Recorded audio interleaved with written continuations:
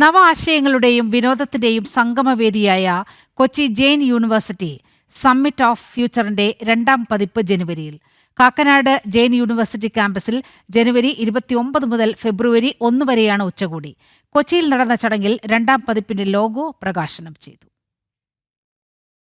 Asia book of റെക്കോർഡ്സിൽ ഇടം പിടിച്ച summit of future ആദ്യ പതിപ്പിന്റെ വൻ വിജയത്തെ തുടർന്നാണ് 2ാം പതിപ്പെത്തുന്നത്.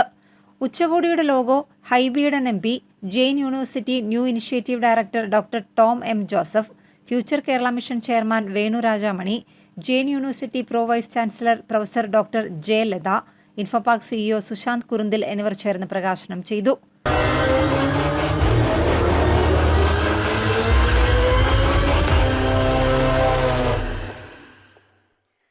വിദ്യാഭ്യാസം, സാങ്കേതികവിദ്യ, എർത്ത്, സംരംഭകത്വം, wellness, food, culture and literature എന്നിങ്ങനെ 7 ട്രാക്കുകളിലായാണ് ഉച്ചകോടി.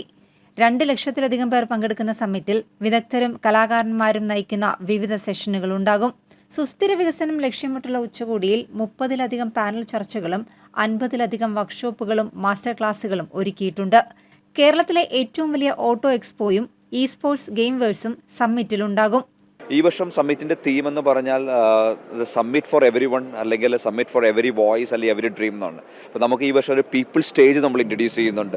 വ്യത്യസ്തങ്ങളായ ആശയങ്ങളുള്ള, നമുക്ക് സാധാരണ കോൺഫറൻസിലൊക്കെ നമ്മൾ കണ്ട് അല്ലെങ്കിൽ സമ്മിറ്റുകളെല്ലാം കാണുന്നത് വളരെ പരിചിതങ്ങളായ മുഖങ്ങളായിരിക്കും. അതിൽ നിന്ന് വ്യത്യസ്തമായ ആശയങ്ങളുള്ളവർക്ക് സമ്മിറ്റിൻ്റെ പീപ്പിൾ സ്റ്റേജിൽ വരാനും അവരുടെ ആശയങ്ങൾ പങ്കുവയ്ക്കാനും അവർക്കൊരു വേദി ഒരുക്കുക.